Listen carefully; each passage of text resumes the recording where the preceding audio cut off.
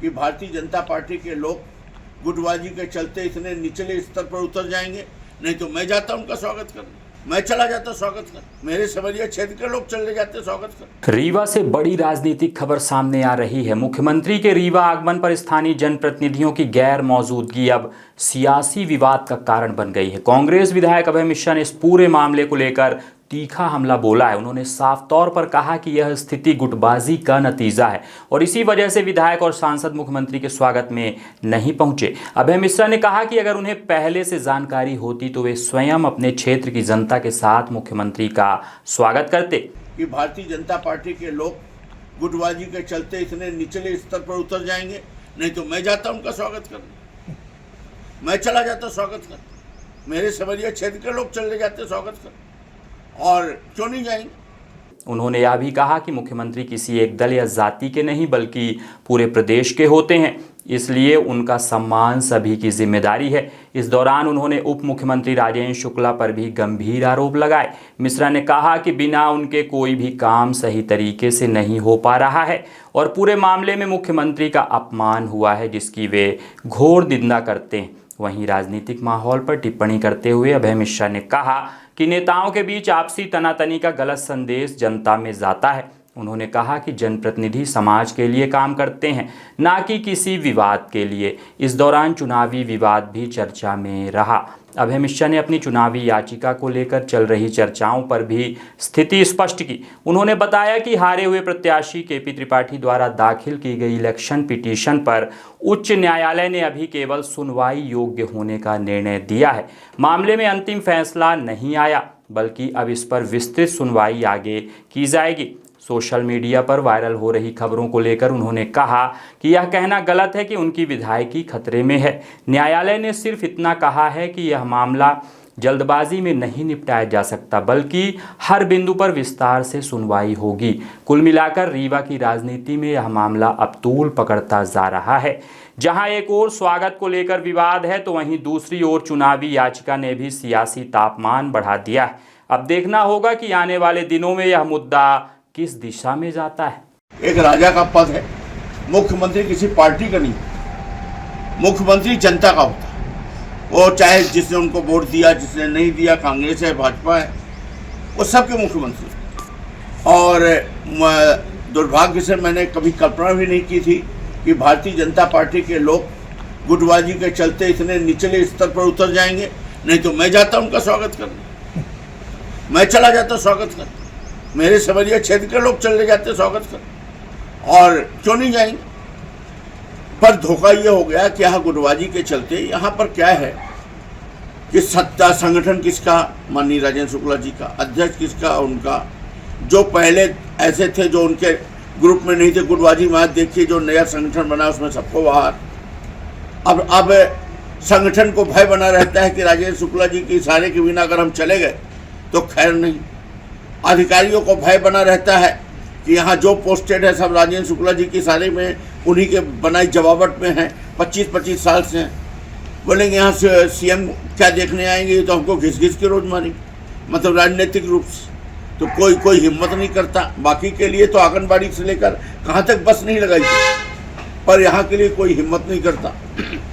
वो चीज़ हो गई। मैंने कुल मिलाकर के मुख्यमंत्री जी का अपमान करने का ये एक प्रयास किया, और जो बहुत अधिक निंदनीय, इसकी मैं घोर निंदा करता हूँ। और इस बात की अपेक्षा करता हूँ कि भगवान इनको सद्बुद्धि दे, ये गुटबाजी करें, ये मुख्यमंत्री जी बनने का प्रयास करें, ये दिल्ली में लॉबिंग करें, ये और भी जो एन केन प्रकार एन तंत्र बहुत दिनों से लगाए हैं, ये सब करते रहें, पर मर्यादा का पालन। इतना मेरा। भारत के लोकतंत्र के वर्तमान का परिदृश्य कुछ इस प्रकार है कि आप देख ही रहे हैं कि अपने यहाँ जेपी सीमेंट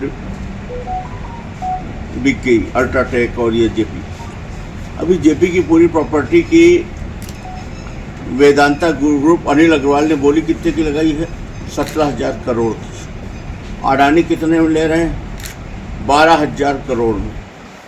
रिकवरी है कि जनता वसूल के मतलब वो करना, बैंक का पैसा लौटाना है, जनता को लौटाना। इनको 17,000 करोड़ नहीं चाहिए, इनको अडानी वाला 12,000 करोड़ चाहिए। 5 आप इनकी तानाशाही आप देखिए। जब कोई एक विधायक बनता है तो कैसे बनता है? शुरू से वो एक सरपंच से शुरू करता है या जनपद शुरू करता है, लोगों की सेवा करता है, दौड़ता है, निमंत्रण खाता है, 13वीं बरखी में जाता है, दुख सुख में खड़ा होता है, नेताओं की परिक्रमा करता है, पता नहीं क्या क्या करता है, तब कहीं एक टिकट पाता है। फिर इसके बाद 13वीं बरखी खाता है, अपने घर में जाए न जाए बात तमाम, दुनिया भर के उपचार करता है, तब एक विधायक बन जाता है। और विधायक बनने के बाद क्या होता है? विधायक बनने के बाद फिर उसके विरुद्ध एक याचिका लगेगी, मुख्यमंत्री आएंगे, इतने गंभीर पदों में बैठे लोग, उप मुख्यमंत्री आएंगे, पब्लिक मीटिंग में भाषण देंगे कि हमारे लिए विधायक पहले वाले हैं। मतलब ये जो लोकतंत्र से चुना हुआ विधायक है, इसको हम नहीं मानते। मतलब हम अम्बेडकर का बनाया हुआ संविधान नहीं मानते। मतलब इसका ये होता है कि हम जिस संविधान की विधानसभा में शपथ लेते हैं, बाहर आकर उसको कहते हैं कि हम इसको नहीं मानते। फिर वो क्या करेगा कि विधानसभा तक लड़ाई लड़ेगा, फिर अधिकारी का राज रहेगा, फिर वो गलत जानकारी देंगे, फिर वही मुख्यमंत्री जो चुन के जाएगा वो अधिकारियों के पक्ष में हो जाएगा। ये हम विपक्ष के विधायक भर की बात नहीं कर रहे। सत्ता पक्ष के विधायक भी पोस्टमैन जैसे रहे आएंगे, दया के ऊपर निर्भर रहेंगे। दिखाने को तो ये है संविधान में कि विधायकों के वोट से मुख्यमंत्री का निर्वाचन होता है, पर आजकल कुछ ऐसा हो गया है कि जो पार्टी ने तय कर दिया उसकी केवल औपचारिकता होती है। ये सब होता है। फिर इसके बाद क्षेत्र में आदमी काम करना चाहता है, अपने बीच में जाना चाहता है, 4-4, 5-5 करोड़ के रोड मंजूर हैं, उनको रोकेंगे। यहाँ पर लोकल स्तर पर माननीय उप मुख्यमंत्री जी, आपको मैं पहले भी कई बार बता चुका हूँ, समरिया में कोई ट्रांसफार्मर न लगने पाए, एनी कट न पड़ने पाए, नहर न होने पाए। अगर मुख्यमंत्री जी वहाँ से रोड की स्वीकृति देते हैं, मैंने रीवा मझियार रोड की, तो उसमें रुकावट की, ये चालू ना होने पाए। अच्छा हुआ हमने पहले ही साल कराया, तो आज 4 साल बचा, पर अभी 1 साल हो गया, तो सब कुछ कागज एकदम फाइनल स्टेज में। कहीं मुआवजा का बहाना, मतलब लोकल में क्या है कि इन्होंने अपने पूरे अधिकारी बैठा रखे हैं शिवराज जी के कार्यकाल से। और मुख्यमंत्री जी की असफलता इस बात पे मैं मानता हूँ कि आपके यहाँ गुटबाजी भी है, ये भी दुनिया को जग जाए, पर आप उन लोकल अधिकारियों को अभी भी नहीं बदले हो। तो वो जब शिवराज जी के कार्यकाल से जुगलबंदी किए हुए हैं, तो आज भी वो बात सुने। जो उसी का ये परिणाम कि जब अधिकारी पूरे आप दे दोगे, संगठन भी आपके मन का ही दे दोगे, तो उसी का ये परिणाम है कि फिर मुख्यमंत्री एयरपोर्ट उतरते हैं तो एक आदमी गुलदस्ता देने नहीं जाता, क्योंकि भारतीय जनता पार्टी के मुख्यमंत्री बटे हुए हैं। बिंद का मुख्यमंत्री कोई और, वहाँ जबलपुर का कोई और, इंदौर का कोई और। कई बार पद बड़ा होता है और व्यक्ति छोटा हो जाता है। कई बार छोटे पद पे भी व्यक्ति बैठ के उसको बड़ा कर देता है। इन ऑल ओवर ये सब परिस्थितियाँ आपके सामने हैं।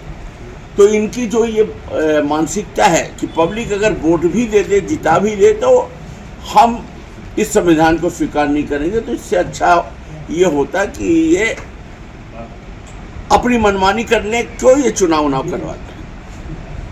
इसी तारतम्य में कि एक खिसियानी बिल्ली खम्भा नोचे कहावत है, या ये मान लीजिए कि रिस की खिस जिसको बोलते हैं, चिड़। अभी भी जब जनता ने आपको निर्णय सुना दिया तो आप 5 साल एक्सेप्ट करिए। जहाँ हम अच्छा काम करेंगे जनता हमको वोट नहीं देगी, नहीं करेंगे जनता हमें दोबारा वोट नहीं देगी।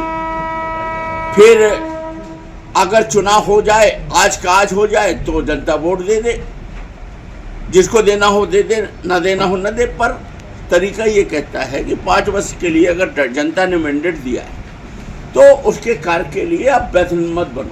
के माध्यम से मैसेज देना चाहता हूँ कि इसमें ऐसा कुछ भी नहीं है कि कहीं कोई इस टाइप की बात है जिस तरह से ये बातें फैलाई जा रही हैं।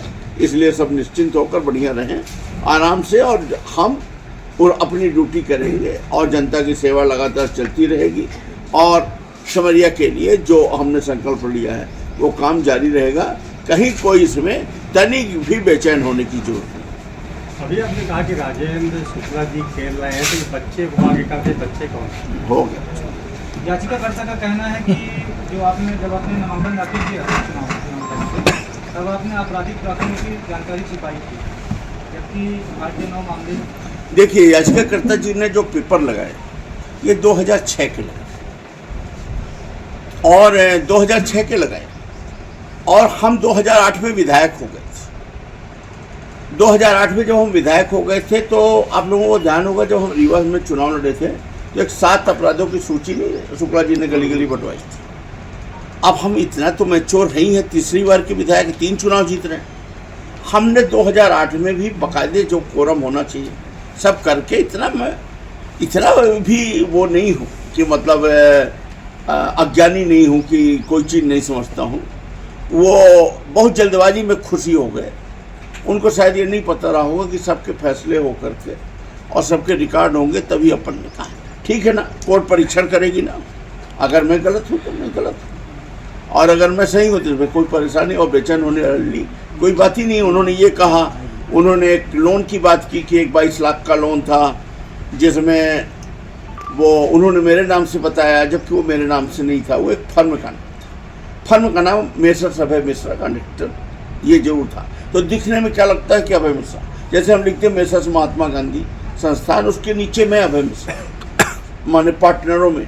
तो मैंने क्या किया था, पार्टनर भी था और ऊपर भी। तो ऊपर लिखने में जो चीज़ नज़र आ रही है, लेकिन अंदर तो मैं चुनाव के फार्म भरने से पहले ये 2008 में ही सब करके रखा था। तो जो 2008 से 13 निकला, 13 से 18 निकला, अब उन अभिलेखों को लेके आप इस पे 23 में। लेकिन एक बात है, 8 से 13 में अगर हम सफल हो गए, 13 से 18 में भी हो गए, किसी ने नहीं बोला, इसका मतलब ये नहीं होता कि अगर कोई गलत चीज़ है तो वो 2 बार चल गई तो तीसरी बार उसका परीक्षण किया जा सकता है। मैं उसके लिए तैयार हूँ और मुझे पूरा विश्वास है कि मैं अपर हैंड रहूँगा। कोर्ट ने 4 सप्ताह का समय दिया, जवाब दाखिल करें कि हमको क्या कहना है, हम कह दें तो हम बता देंगे अपना। अभी तक तो हम ये कह रहे थे कि साहब कुछ ही नहीं है, अब हम ये मानेंगे कि ट्रायल है तो उसमें एक लिस्टिंग बनाकर हमारे वकील के माध्यम से जवाब चला जाएगा, फिर उसकी जो प्रक्रिया है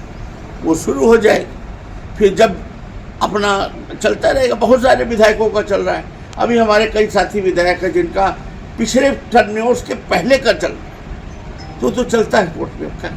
आप पे संकट के बादल छाए हैं, ये जानकारी जो फैलाई जा रही है क्या गलत है, इसके खिलाफ वही इसीलिए मैंने ये बात बोली है कि इसमें संकट के बादल जैसी कोई ऐसी बात नहीं है। ये तो एक सामान्य प्रक्रिया है, ये सामने वाले का अधिकार है। आपके विरुद्ध में जाऊं, 4 कागज उठाऊं, सही हो या गलत, भारत का संविधान ये कहता है कि हम जाएं और अगर हमने कोर्ट में लगा दिया है उन अभिलेखों के आधार पर तो फिर आपको सिद्ध करना है कि अभिलेख गलत है। कोर्ट हमको भगाएगी नहीं। ऐसा अगर काश इस देश में ये व्यवस्था बन जाती कि पहले पूरा परीक्षण करने के बाद कोई चीज़ होती तो फिर ये कोर्ट कचहरी का चक्कर ही इतना ना होता, इतनी भीड़ ना होती। आप देखते नहीं हैं, लोग जेल चले जाते हैं, जमानत नहीं मिलती, 3-3 साल रहते हैं, 5-5 साल रहते हैं, फिर वो बरी हो जाते हैं। लेकिन कानून में कोई ऐसा प्रावधान नहीं है कि 5 साल तुम जेल में बंद रहे। इसका क्या? आज केजरीवाल उसका उदाहरण है, आज वामचुंग उसका उदाहरण।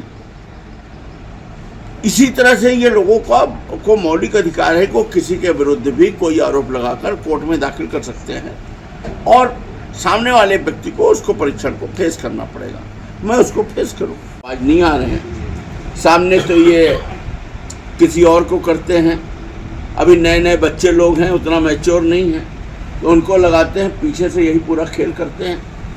बाहर से जो ये दिखते हैं वो नहीं है। मैंने पहले भी कहा कि इनके अंदर कठोरता की बहुत ज़्यादा भावना है जो नहीं होनी चाहिए। जो इतने बड़े पद पर बैठकर शुक्ला जी के लिए मैं बोल रहा हूँ, ये शोभा नहीं देती। खैर कोई बात, मैं यहाँ पर इस बात के लिए आपको जवाब दे रहा हूँ कि एक इलेक्शन पिटीशन हमारे विरुद्ध लगी थी। जब ये विधानसभा का चुनाव हुआ उसके अंदर 90 दिन के अंदर इलेक्शन पिटीशन लगाने का वो रहता है। लास्ट डेट पे एक इलेक्शन पिटीशन लगाई गई और उस इलेक्शन पिटीशन पे अभी कुछ माननीय न्यायालय आपका उच्च न्यायालय का कुछ एक ऑर्डर आया है जिसको लेकर के तरह तरह की अफवाहें ये चल रही हैं कि न्यायालय ने ऑर्डर कर दिया है कि अभय मिश्रा जी ने जो एप्लीकेशन दी थी, जो आवेदन दिया था 7/11 की, जिसके तहत ये मांगा था कि ये जो मेरे विरुद्ध याचिका लगी है इसमें कोई तथ्य नहीं है, ये केवल कोर्ट का समय जाया करेंगे और हमारा भी समय जाया करेंगे, इसलिए यह सुनवाई योग्य नहीं है। अभी माननीय उच्च न्यायालय ने सराफ साहब की के पीठ ने 20 मार्च 2026 को यह निर्णय सुनाया है कि अभय मिश्रा जी आप जो ये कह रहे हैं कि यह सुनवाई योग्य नहीं है, तो आपने जो जो इसके एविडेंस दिए हैं इसको हम 5 मिनट के अंदर नहीं क्लियर कर सकते, 10 मिनट के अंदर कोर्ट में नहीं क्लियर कर सकते, इसमें ऐसा लिखा है। इसमें ये एक लंबी प्रक्रिया है जिसमें हर चीज़ का एविडेंस होगा, अगर इसको एक एक बिंदु पर बात होगी, इसलिए यह सुनवाई योग्य है। हो सकता है आप सही हो, इसमें ये भी वर्ड, लेकिन आपको साक्ष्य के बतौर प्रस्तुत करें। अब उसी पे ये चल रहा है कि जोर का झटका ऐसा वैसा। अब इसको आप ऐसे समझ लीजिए, चुनाव हुआ नवंबर में, रिजल्ट भी शायद नवंबर में आ गया था, और अभी 20 मार्च 2026 को ये ऑर्डर आया। अभी तो इस बात पे मामला चल रहा था कि सुनवाई योग्य है कि नहीं, तो 2 वर्ष 3 माह बाद ये ऑर्डर आ गया है कि सुनवाई योग्य है। मैं अदालत के इस आदेश का स्वागत करता हूं और मैं परीक्षण के लिए तैयार हूं। ट्रायल में जो मुझे अपने तथ्य रखने होंगे, अपनी बात कहनी होगी, मुझे अवसर मिलेगा, मैं कहूँगा। इसको आप इस तरह समझ लीजिए कि जब माननीय राजेंद्र शुक्ला जी विधायक बने थे और मैं रीवा का चुनाव लड़ा था, तो मैं हार गया था, तो मैंने एक इनके विरुद्ध पिटीशन लगाई थी। इसमें 2 वर्ष 3 महीने बाद ये निर्णय आया, अभी जो हमारे विरुद्ध अभी त्रिपाठी जी ने जो लगाई थी। जब राजेंद्र शुक्ला जी के विरुद्ध मैंने लगाई थी तो उन्होंने भी 11/7 की जो अभी मेरी पोजीशन है, जैसे मैंने कहा कि ये याचिका सुनने योग्य नहीं, इसलिए माननीय न्यायालय को रिजेक्ट कर देना चाहिए, ऐसे उन्होंने भी लगाई 7/11 की एप्लीकेशन कि अभय मिश्रा के याचिका में कोई तथ्य नहीं है, इसलिए इसको रिजेक्ट कर देना चाहिए। तो हमारा 2 वर्ष 3 महीने बाद ये रिजेक्ट हुआ। उनका उस बार चुनाव में 1.5 वर्ष बाद, ये जो 2 वर्ष 3 महीने बाद ये निर्णय हुआ है, वो उस समय 1.5 वर्ष में निर्णय हो गया था कि नहीं सुनने योग्य है। मतलब राजेंद्र शुक्ला जी के खिलाफ जो हमने याचिका लगाई थी तो हमको सही पाया, जैसे सही माना गया कि नहीं इनकी बातों को हम सुनेंगे और उसका हम परीक्षण करेंगे, परीक्षण करने के बाद जो आएगा रिजल्ट वो करें। मैंने एक तरह से हम जो चाहते थे कि मुकदमा चले वो चला, राजेंद्र शुक्ला जी चाहते थे कि नहीं चले, उनकी बात कट गई। ये कब हुआ? 1.5 वर्ष के अंदर ये निर्णय हो गया था।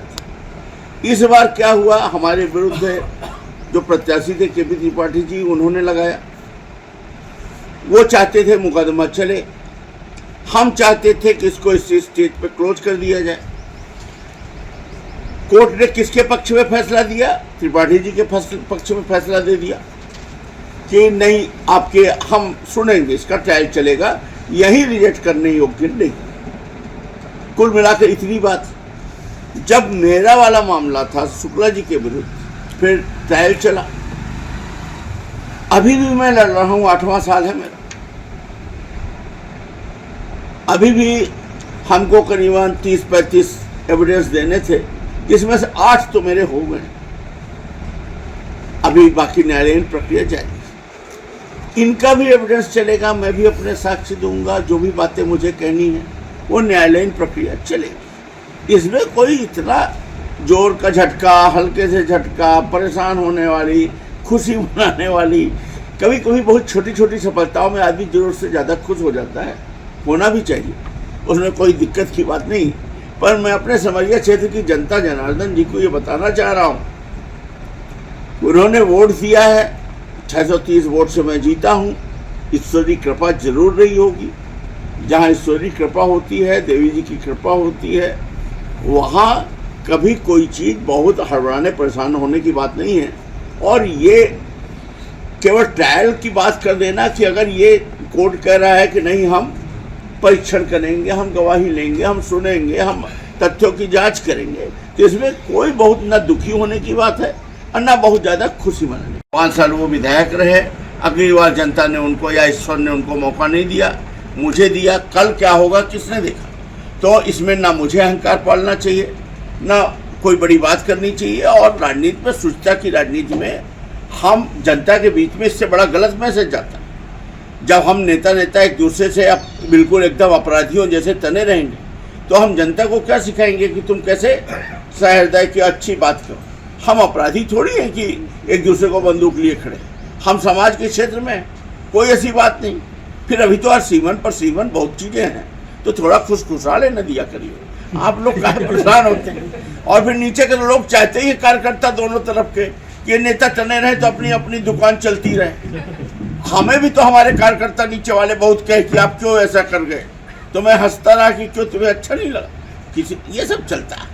मतलब बातचीत होती है आपकी, मतलब अब हम हर चीज आपको क्यों बताएं? हम अपनी व्यक्तिगत बातें क्यों बताएं? आप राजेंद्र शुक्ला जी को जाके बता दें और फिर किसी का नुकसान करेंगे, अच्छी बात। उस दिन क्या बातचीत हुई है सार्वजनिक कर दी? हाँ, ये सब नहीं की जाती। सर, फोटो आपकी बहुत वायरल हुई थी वो आज। आपको क्या लगता है कि नेतागिरी या फिर राजनीति बिना झूठ बोले की जा सकती है? हाँ, की जा सकती, की जा सकती। सर, ऐसा कहा जाता है कि नहीं, क्या होता है, आज एक प्रॉब्लम है। आज जितने राजनीति में लोग हैं, इनके पास साधन, इतना ज़्यादा ये टाइम कंज्यूमिंग जॉब है। हमने अभी आपको बताया ना कि हर आदमी चाहता है कि सब कुछ काम के लिए विधायक द्वार पर खड़ा है। वो अपने बच्चे और खुद के लिए रोटी कमाने के लिए उसको बड़ी दिक्कत है। इसकी वजह से यात्री प्रतीक्षालय लगते हैं, इसकी वजह से टैंकर दिए जाते हैं, इसकी वजह से झूठ बोले जाते हैं, इसकी वजह से लगभग लाइजनिंग या दलाली जिसको कलीजे की जाती है। अगर आदमी को सामने ये मजबूरी ना हो कि उसको पेट की दिक्कत ना हो, अपने परिवार की दिक्कत ना हो, तो वो आराम से कर सकता है। तुझे क्या जरूरत है? अगर ये हमारे अंदर संकल्प है कि हमें इससे कुछ चाहिए नहीं, हमें ही देना, तो फिर हमें क्या जरूरत है झूठ बोलने की, क्या जरूरत है झुकने की?